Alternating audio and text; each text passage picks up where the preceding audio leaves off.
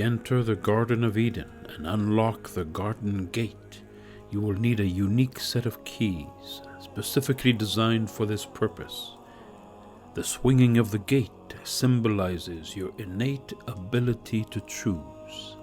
More specifically, choosing between your actions being directed by the imposter self, which is now masquerading as you, or guided by the indwelling intelligence that maintains a state of accord throughout all creation. We must stay vigilant and not mistake the indwelling intelligence within ourselves for the pernicious babble of our intellect. By listening to and acting upon the senseless babble of one's intellect, the imposter self now masquerading as you, we continue to desecrate and defile the garden we were originally charged with tending and keeping. Key number 1. Keep it simple. There is nothing to figure out, there is only something to see. Trying to figure out everything will distract you from seeing what is happening inside you. The thought, I have to figure everything out, is the serpent, the imposter self, whispering in your ear, inciting you to set out on another wild or goose chase, trying to figure out what life is all about. This chasing about will distract you from watching your thoughts and emotions as they arise to the surface of your consciousness moment by moment. Learning to watch your thoughts and feelings like any other worthwhile skill takes steadfastness and practice. Your daily life provides ample opportunity to practice. As you practice, you will see that your actions, what you think, feel, say, and do, have become automatic, performed without conscious control.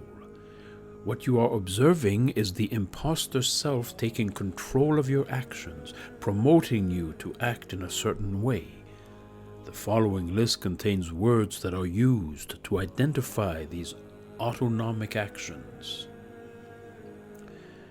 rage, resentment, anger, blame, fear, sulking, self-pity, despair, complaint, shame, worry, rash judgment, sullenness, laziness, tantrum, covetousness, dread, envy, vanity, greediness, and more. Consider this list a psychological profile describing the character traits of the imposter self, now masquerading as you. Your only job is to see through this grand self-deception and bring it to an end. You bring it to an end by no longer allowing your actions, what you think, feel, say, and do, to be governed and controlled by the senseless ranting of the imposter self. Keep it simple. There is nothing to figure out. There is only something to see.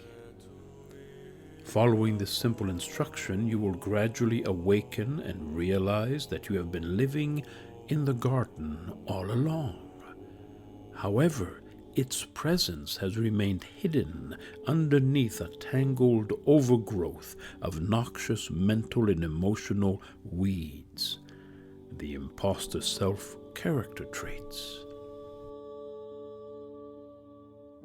Key number 2. Gaining a basic understanding. There is only one tyrant in life, which is a lack of understanding of life. Since understanding can be acquired, the tyrant need not be endured. Vernon Howard. Throughout history, men and women have attempted to fix and unify the broken worldwide system they are solely responsible for creating, while lacking a clear understanding of how the mind-body complex functions, specifically their faculty of mind. By gaining a basic understanding of how the faculty of mind was designed by life to function, you can start gradually removing the interference, your private collection of pernicious thoughts and feelings that have been interfering with your receiving life's incoming signal. Our consciousness, which can be thought of as the screen of the mind on which our thoughts and feelings are projected, metaphorically turns black. In this context, black refers to the state of human consciousness characterized by profound inner darkness. Living in profound inner darkness is synonymous with living one's life where your actions, what you think, feel, say, and do, are governed and controlled by the imposter self, now masquerading as you, where one's actions are autonomic, performed involuntarily, no longer under one's conscious control. The imposter self's character traits are the interference, nothing else. As previously mentioned, we must be willing to walk away from ourselves and get out of our own way. There is nothing truly in our way except the seemingly real psychological phantasm, the imposter self, now masquerading as you. It is necessary to remove the interference, just like the story above, before life's incoming signal can manifest in its fullness in your life. Who do you think is responsible for removing the interference? It is essential to realize that nothing is coming to save you. Believing that there is someone or something that is going to save you is just another grandiose lie of the imposter self. For generations, lost and confused men and women have believed this colossal lie, hoping for someone or something to come and save them and restore the planet to its original glory. When men and women believe in this colossal lie, they neglect to question how their actions, what they think, feel, say, and do, have contributed to the grave situation now unfolding all around them and within them. Most people will unquestioningly continue to believe the imposter self's grandiose lie and search for someone or something to blame for the perilous situation in which they find themselves, instead of assuming personal responsibility for removing the interference within themselves. This ruinous belief is chiefly responsible for maintaining the fall. Each of us is responsible for removing the interference within us that is blocking life's incoming signal. Struggling and fighting with our inner darkness, pernicious mindsets, will only help to maintain the deep-seated illusion that the imposter self is real. Stop giving it your attention, and it will gradually fade away into the nothingness from whence it came. Stop allowing the whispering of the serpent in the tree, the imposter self, now masquerading as you, to govern and control what you think, feel, say, and do. Doing so creates a purified space in consciousness where life's incoming signal can be sown once again. Then you can join the prophet Isaiah and others in declaring, "For behold, I create new heavens and a new earth, and the former shall not be remembered, nor come to mind." Remember, it is the true you, the authentic you, who is making the declaration, and not the imposter self.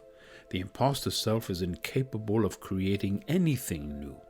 It can only temporarily hijack life's incoming signal, distorting it to further its plan of producing a new reality that will satisfy all its self-centered wants and desires.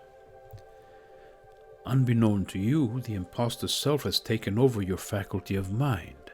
The imposter self has hijacked your sense of self, fostering the illusion that the imposter self is you. The extent of our self-deception and lack of understanding regarding what constitutes our true identity is profound. Swiss philosopher Henri Amiel saw through this well-entrenched self-deception and wrote, "Nothing is more hidden from us than the illusion which lives with us day by day, and our greatest illusion is to believe that we are what we think ourselves to be." Please do not underestimate the value of the words you just heard. They lay bare the grand illusion that has kept men and women in a state of perpetual inner darkness for thousands of years, all the while deluding themselves that they were wide awake. Regardless of whether you have just started on your journey of self-discovery or are a seasoned truth seeker still seeking answers to life's most perplexing questions, the information presented in this treatise will provide you with a basic understanding to help you safely navigate your labyrinthian inner landscape and re-enter the garden that has always been at hand, closer than breathing. The thing that should concern a person who has not attained illumination, realization of oneness, is the gaining of an understanding of the laws by which he may attain that goal. Lloyd A. Meeker. Key number 3, interest and zeal. Seek and ye shall find. Matthew 7:7. There are immutable laws that govern and control every aspect of life's grand design.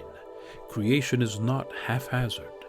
3 fundamental laws regulate and control what manifests in our lives.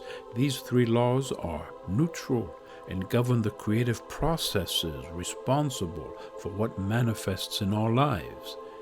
As a result, we as humans are solely responsible for everything, creative or destructive, that manifests in our lives. All human beings are subject to these laws, whether they are aware of them or not. These 3 laws are interdependent and form a trinity: the law of free will, the law of interest, and the law of cause and effect. Humans are free to choose how the life force, the universal source energy that animates all creation, is directed. The nature of what is brought forth in our lives will be determined by the you in control of our actions, what we think, feel, say, and do. The you in control of your actions is either the imposter self, now masquerading as you, or the God being that you have always been. When the imposter self takes control and directs our actions, we no longer live our lives consciously. To live consciously means the imposter self is no longer controlling your actions. You are in conscious control of what you express, the long-forgotten Edenic state of consciousness, where your life is directed by the God being, the true you have always been. Before any new seeds can be sown, you must clear away the noxious weeds, pernicious mindsets, the imposter self character traits that have overrun your inner garden, your consciousness. Not until the weeds in your inner garden are removed will you stop reaping the noxious harvest. No one can clear the weeds from your garden but you. You are solely responsible for tending and keeping your garden weed-free. Tragically, men and women worldwide continue to needlessly spend their entire existence living in a garden filled with noxious weeds, unaware that a beautiful, bountiful, living garden awaits them if they let it embrace them. Are you ready to start weeding your inner garden, to remove the parasitic, noxious thoughts and feelings that have been draining life out of you? Can you think of any rational reason for refusing life's ever-present invitation to end all the confusion, pain, and suffering that now circumscribes your inner life? Are you ready to take the road less traveled by the bulk of humanity and take full responsibility for the restoration of your state of consciousness, regardless of what anyone else may choose to do? There are pivotal moments in our lives where a single choice can affect the direction our lives take. Your choices so far have led you to this moment where you are hearing the words being spoken. It's likely that you are seeking answers to life's most perplexing questions and are interested in gaining a greater understanding of what life is about and how to calm the turbulent inner storms. Otherwise, you would not have been interested in listening to this essay. Your interest in finding answers has brought you to a pivotal moment in your life where you are faced with making a life-changing choice that will profoundly affect the direction your life takes from this moment forward. It is not a choice to be taken lightly. Quite literally, it is, in fact, a choice between life and death. The choices you make in each moment will determine the trajectory your life takes and whether your life continues its gradual descent into utter darkness, or you find yourself back in the Garden of Paradise, the radiant state of consciousness men and women so foolishly chose to walk away from so long ago. This essay was written to provide a basic understanding of what is required to re-enter the garden.